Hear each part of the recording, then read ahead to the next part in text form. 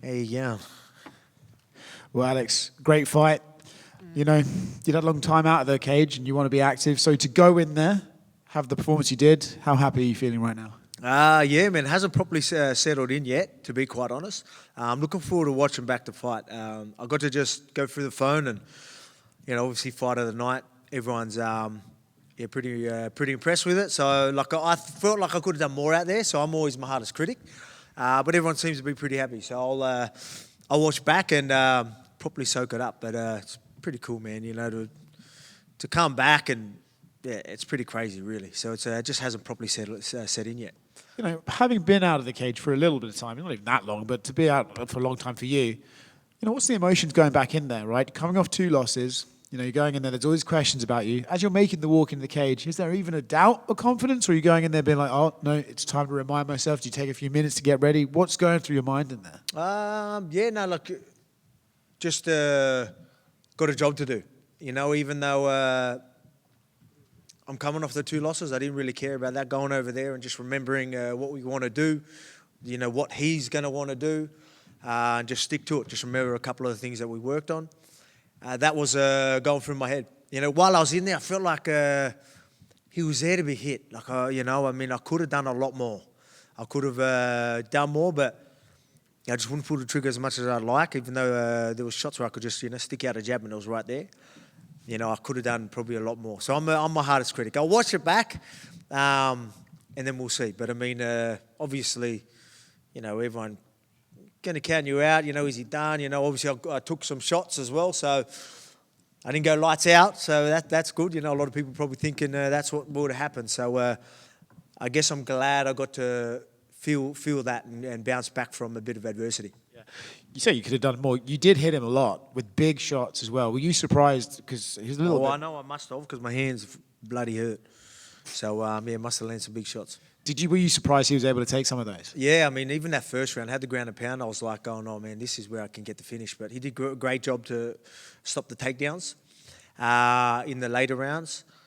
But I just had to stay disciplined. You know what I mean? As soon as I'll do a couple of mistakes, he was able to capitalize on it. But when I stayed disciplined, I could make him miss and tee off on him. Land some nice clean jabs and land some clean stuff. But just had to stay disciplined in there. And you mentioned, he capitalized on some mistakes. I think he dropped you in the end of the second round. Mm-hmm. Proper buzzed, a little off balance. What were we feeling in there? I can't remember which one it was that I just got me in the eye and I lost complete vision. That was fourth, the one. Yeah, I couldn't see nothing. So that was a fourth. The other one, went down. I felt like I was there, like I knew what was going on. But obviously I went down. So it must have, got me at least a little bit rocked, I guess. Off balance, I don't know. Well, like I said, I'll watch it back. I felt fine, but I'll watch it back. And then last one, you've obviously, we spoke about it before the fight, and I'm sure it's going to keep coming up, but you've achieved so much, you've beaten so many legends of the sport already, but to become a 2-time undisputed featherweight champion, you said this would be the biggest achievement of your career. Now you sit up there, you said it hasn't soaked in, but to actually sit there and be like, wow, I am champion of the world again. How do you feel? Good. It was funny. Before I went out, I was saying, I promised, I'd do my walk around the mat while I'm warming up. And I always say, there's no way that they're taking this away from my family. This is what I would say, when I had the belt. And I'm like, and I sort of said that at the start today, while I was walking around. I was like, I promised my girls I'll bring the belt back. And then I'm like, it's not about bringing the belt back. I even said it in there. I go, well, it's not about bringing the belt back. It's about overcoming this adversity, these 2 losses, the break I had. A lot of people are going to think I'm done. 36 years old. That is more important. Me, showing my kids, what you could be capable of when people are counting you out. And I said to you all week, everyone has every right to count me out. Coming off 2 losses, big break, 36 years old, young, hungry, dangerous guy. And I told you, hey, I'm the guy to, you can definitely think that. You have every right until I change your mind. Hopefully I changed your mind. And, I think there's more of a message in all of that than just taking the belt back to the family. Alex, over here. You talked about the amount of damage that Diego could take, but, Dan Ige said that he's never faced anyone that hits as hard as Diego, that the power just felt different. For Featherweight, it was more of like a thudding power. So when you were in there, like we can see a little bit on your face, but like how did the power? More than a little bit, yes. I guess so. I mean, he puts it all in, right? He really commits to his shots. That's why, you can land on him too, you can capitalize on that. But if he lands on you, he's, you know what I mean, when someone holds a pad and be like, yeah, just give it a crack, like he's doing that every time he's swinging. So it's going to hurt, right? He's going to have some weight behind it. But, he done, I got a few stitches, a couple of stitches here, like in my mouth. So he's done a great job. But at the same time, he's got a freaking hard head. My hands, especially in that first round, like some of the ground and pound, I'm like, man, I can finish this fight. But, took it well. Hurt my hand straight away. There were a couple other featherweight fights on this card. Yair got the big win over Pitbull. John Silva had one of the better performances of his career. I'm curious, did you get to watch those, and what did you make of your fellow featherweights? Yeah, I got to watch them. I'm always watching. Backstage, getting to watch the fights. Yair looked great. As I was saying that, I'm like, people's talking about $1 million fight and all this stuff. I'm like, man, just you got a tough guy ahead of you, man. Just focus on that. You get a good performance, all right, you might get the shot. With Yair, I hear that he was saying get the title shot. Look, he's a good dude. I like him a lot. If the UFC want to give it to him, I ain't gonna stop. I ain't gonna stop that for him. But I'll be honest. I did before that fight. I didn't think if he won, he would be getting a shot. Like I'll be honest, that didn't come to my mind. But now that he's calling, like I'm not going to be the one to say no. But I'm going to leave everything to the UFC. Obviously, you got guys like Movsar, who's undefeated. I'd love to take that 0. You know what I mean? Like we've got to see what the UFC say. I heard, I've seen him trying to get other fights. I don't know. Is that right? Like there was rumors that he was going to fight Pico. But I even seen him tweeting that he wants to fight someone in May and doing all this sort of stuff. So maybe he's had the chats and they want him to have one more fight. I don't know. So I don't know that situation, but I'll see how things are. I'd love to say, I told you I want to get straight back in there. I still do. But I'm going to have to maybe look at a couple of things. Yair seems to think you would go to Mexico to fight him in that big Guadalajara show in September. Is that something you'd be willing to do? September. I mean, if everything's good, I'd probably like to go soon, quicker than that, to be honest. That's probably the second fight. So maybe it can be, if I'm good, maybe I get the fight, maybe July or September. Oh, yeah, we can maybe fit it in. Movsar, you know what I mean? Like, you take if they want to do that, if they want to quickly go and I feel good, maybe quick turnaround with Movsar if I don't have busted hands. We'll see. Like I said, that was my plans. Bang, bang, bang, bang. But I didn't expect to get hit this much. So credit to fucking Diego. You went viral on the internet for your reaction to the press conference when Diego and Yair were going. They just kind of zoomed in on your face. You looked obviously very confused. I'm curious, how much did that catch you off guard? And because now fans seem to think that that's the fight that should play out in Mexico. That's a good fight. It caught me by surprise because they've trained together.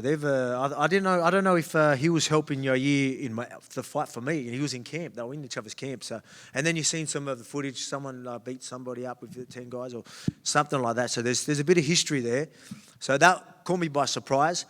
At the start, I'm like, didn't really think too much of it and just chilling, laughing because they were pretty far apart. Then their second altercation or their second argument, they were like right there, and I'm like, I need a fight this weekend, you know what I mean? I need someone in front of me so I can win that belt and bring it home. So I started making sure I might have to go and stop this fight, you know what I mean? Because they started getting close and they were both, looked pretty heated. So, I don't really know what was going on there. Alex, right here.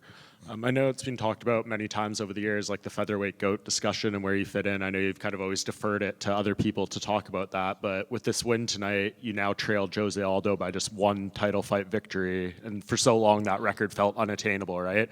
If you can have the second title reign, get a defense, something he did not do you think that closes the discussion? Again, that's not up to me. I'll just keep doing what I'm doing. I got this new title reign, and put it this way, I'll just make it hard for people to not choose me, I guess, you know what I mean? But, you know, so I'll just, it's not me. I'm not going to call for anything.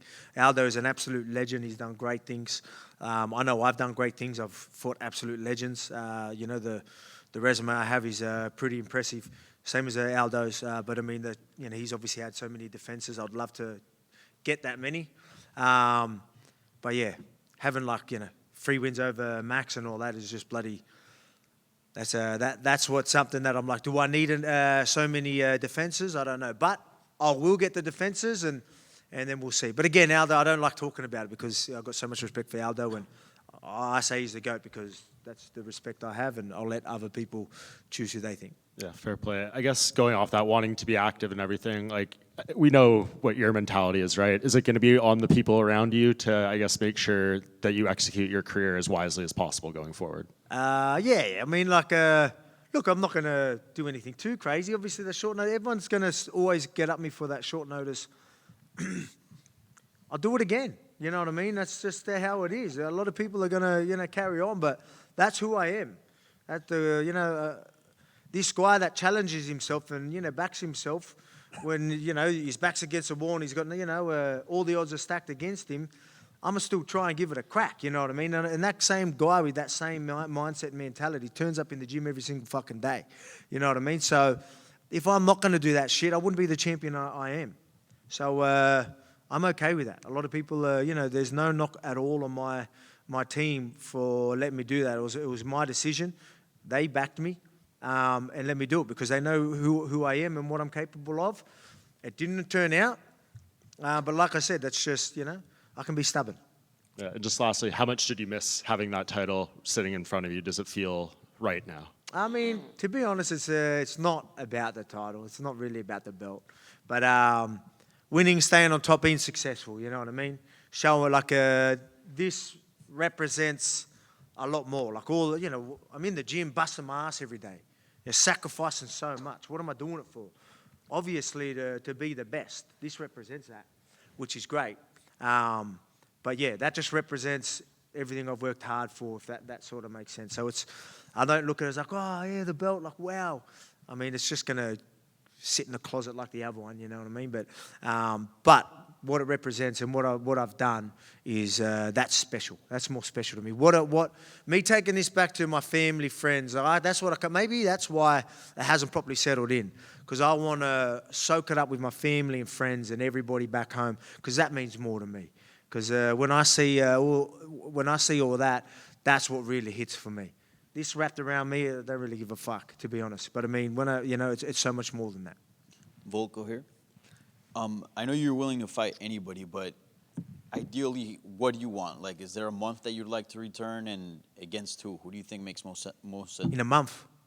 Yeah, like, I like where when your would you head's like at. to return? I mean, I don't think I'm even allowed. I think I've got a bit of a suspension now. But like I said, I've got to look at a few things, but I'll get x-rays. I'll have a look straight away. If everything's all good, cuts will heal pretty quick. Give me a couple of weeks and I'll be back at it. I'll still be doing stuff even when I get back home. Like I said, I'm a professional. I'm disciplined. I'll keep working. I'll talk to the UFC and we'll see what happens. And in terms of like what's left of your career, like, is there things that you want to achieve, like a certain number of title fights, defending again in your home country? Like, is there certain things that you have in your bucket list that you'd like to knock off before? I've just thought of the new title reign. So I know there was definitely a few title fight wins there. That's what I've always pictured. So there's I've still got a few more left in me. Yeah. And going into this fight, I don't know if you let your mind go there, but like, if things didn't go your way, were you ready to walk away, or what would have happened? Did you ever let your mind wander as to what would have been next for you? I guess I just didn't think of it like that. I guess I was just going to wait. If that was to happen, I would have seen where my head was at then. I was just always focusing on this new title reign. Yeah. Alex. And I got that. Alex, over here. Your good buddy, Israel Adesanya, he won his second title in Miami. Did he give you any advice before this fight? No, we didn't chat. He told me, look, man, we get each other. You know what I mean? Like, he knows I'm busting my ass. He knows I'm putting the work in. He knows I'm gonna turn up. We just he was just like, you're gonna enjoy it, He's more like you enjoy it and you enjoy the after party too, But yeah, more like that. It was more them chats. He knows, like, when I chat, he goes, I know what you do, you know what I mean, and that means a lot. It makes, but me going back to I was over there for his last camp. It was unfortunate how that fight went, but mate, that fired me up watching him, the way he was going through camp. Obviously we are, everyone wants to say we're at the back end of our career, and then for him to smash some of them training sessions like he did, that fired me up. That was at the start of my camp, so I'm like, all right, I'm going to keep that energy rolling, and I did, and yeah, we got a hand raised. So, mate, I didn't get a moment like easy. I mean, fuck, you know what I mean? That was now that's a fucking moment. But I mean, fight of the night here in Miami. At least we're still winning big over here. Congrats. First of all, Alex, mate, just want to say congrats. Thank you did you. it. During the week, you mentioned that you've been so focused on your own journey on this comeback that you might not have fully grasped just how much it meant to other people. Mm-hmm. Just on behalf of myself and all the Aussies back home, mate, we are crying tears of joy today. So, yeah, I just want to say thank you, mate. It means a lot. That's what it's all about to me. And I think that's what I just don't think it's really reality's hit too much. I think it's because it's not really about that. Like I said, I want to take it back to the family and friends, and it's so much bigger than me. It wasn't just me going, like, we talk about the adversity, me having the break, but I'm representing a lot of people that can struggle and can bounce back. A lot of people count them back. Not only counting them out, they are, or could you say down and out? I wouldn't say down and out, but they are like, you just had every right to think that I'm going to lose and I'm not coming back and I'm done. You know what I mean? There's going to be a lot of people in their lives that are down there, but through hard work and real commitment and doing what you're doing, you can still get there. And I think that means a lot more. There's a lot of kids and the younger generation that are probably watching this and they're going to be inspired by this. So that hits me a lot more than just bringing that belt back. But at least this represents a lot, and I get to take it back to Australia, which means a lot to me. Thanks, everybody. Thank you. Appreciate it. Thank you, man.